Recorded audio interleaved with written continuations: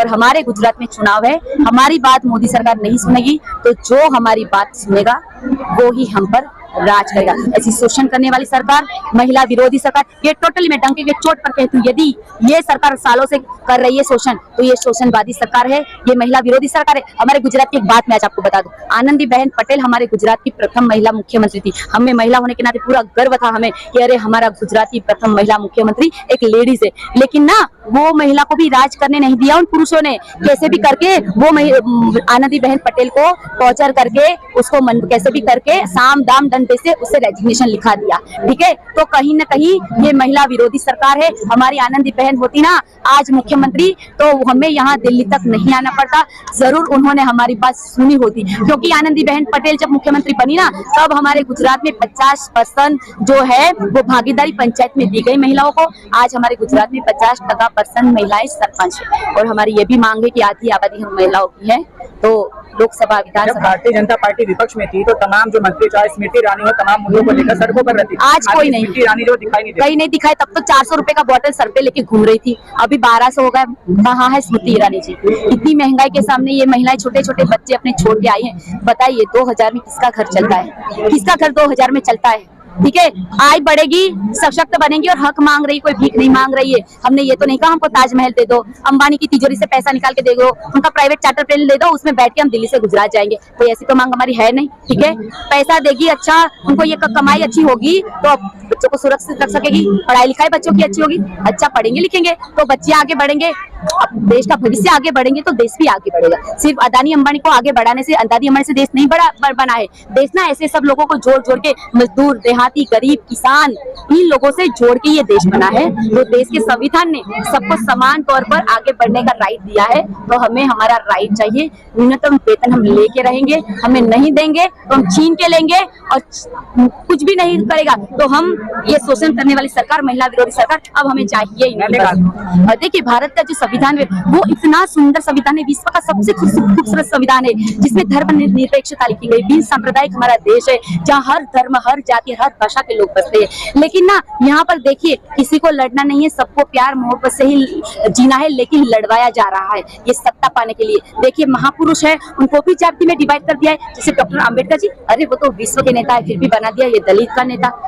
Doctor Sardar Vallabh भाई पटेल वो क्या गुजरात के नेता है, देश के? अरे वो विश्व के नेता है। गांधी जी विश्व के नेता है, फिर भी बड़े बड़े महापुरुषों को ना जाति में बांटकर सबको अंदर अंदर सत्ता पाने के लिए लड़ाया जा रहा है। मैं तो यही कहना चाहती हूँ आप लोगों के माध्यम से कि हमें जागरूक होने की जरूरत है।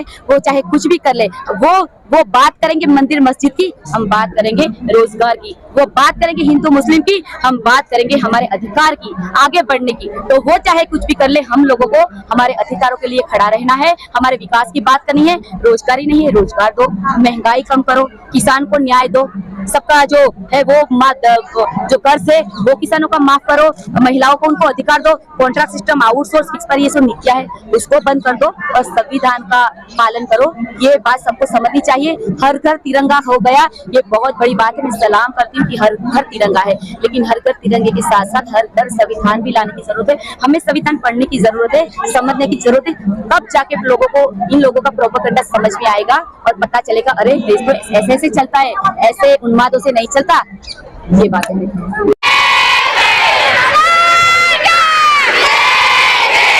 देखिए सरकार को, जो सरकार बेटी बचाओ बेटी पढ़ाओ का नारा दे रही है वो सिर्फ नारा ही है। बेटी सिर्फ पोस्टर और बैनरों में ही बचती हुई नजर आती है, सड़कों पर तो कहीं बचती हुई नजर ही नहीं आती है। ठीक है, तो एक तो है कि बेटी बचाओ बेटी पढ़ाओ, सिर्फ ये बेटी को बचाने का काम सरकार का सिर्फ नहीं है, ये एक जिम्मेदारी सबकी है, समाज की भी जिम्मेदारी बनती है। समाज के पढ़े लिखे हमको, देखिए हम ना हमेशा लड़की को कहते हैं तू ऐसे छोटे कपड़े मत पहन, रात को बाहर मत निकल, संस्कार के पाठ सिर्फ लड़की को ही सिखाए जाते हैं। तो मैं कहना चाहती हूँ कि आज संस्कार के पाठ हमें लड़कों को भी सिखाने की जरूरत है, बेटों को भी सिखाने की जरूरत है कि बाहर निकली हुई बेटी तेरी बहन है, उसको इज्जत की नजर से देख। तो ये बेटी बचाने वाली जो बात है, ये रेप की जो घटना होती है, उसमें सरकार और कहीं ना कहीं मानसिकता लोगों की है वो भी जिम्मेदार है, और सरकार का भी फर्ज बनता है कि पूरी सुरक्षा प्रदान करे, ऐसा कानून बनाए जैसे विदेशों में होता है ना कि रेप होता है, उसको शूट एंड साइड मतलब उसको फांसी पर बीच चौराहे पे लटका दिया जाता है। इसी तरह ऐसे मजबूत कानून बनाए जाए कि लोगों के मन में खौफ पैदा हो जाए। लोगों को कानून का डर ही नहीं है। सबको पता है दारू बेचेंगे, कुछ माल दे देंगे, बच जाएंगे, रेप कर लेंगे, फिर पैसा खिला देंगे, बच जाएंगे। और कानून का डर नहीं रहा। यहाँ पर परमिशन मिली हुई है? देखिए सर, हमको तो आज के दिन ही परमिशन मिली हुई है। आज के दिन? हाँ, लेकिन हमको यहाँ किसी ने सुना नहीं। हाँ। ना मीडिया के माध्यम से हमारी आवाज सरकार तक पहुँची है। तो क्या करेंगे आप? ठीक है, तो देखते हैं सर, कुछ तो करेंगे, क्योंकि अब यहाँ कैसे बैठे रहे, या फिर इतने दूर से महिलाएं आई है तो हम चर्चा विचारणा करेंगे। मैडम आप भी आशा वर्कर हैं और आप नहीं, मैं आशा वर्कर की लीडर हूँ। आप आशा वर्कर के लीडर हैं। तमाम आशा वर्करों को आप लेकर आई हैं दिल्ली के जंतर मंतर पे। मोदी जी से आप लोगों ने हाथ लगाई है, क्या लगता है मोदी जी न्याय करेंगे आपके साथ? देखिए, हमें तो पूरी उम्मीद है कि गुजरात सरकार जो नहीं कर सके ना, देखिए मोदी जी एक ऐसे शक्तिशाली पुरुष है कि वो नामुमकिन को भी मुमकिन कर दे। देखिए, जो लोग उद्योगपति है उनका जो कर्ज है वो भी माफ कर दिया। देखिए मोदी जी ने क्या कमाल कर दिया कि अदानी अंबानी की जो आय है ना, 2 दुगनी चौर चुगनी बढ़ रही है। प्राइवेट प्लेन भी उनका आ गया। देखिए आरएसएस के बड़े बड़े वो जो नहीं हुआ इतिहास में, ऐसा हो रहा है। ठीक है, तो नामुमकिन को भी मुमकिन करते। तो ये तो संवैधानिक बात है कि भाई न्यूनतम वेतन दिया जाए।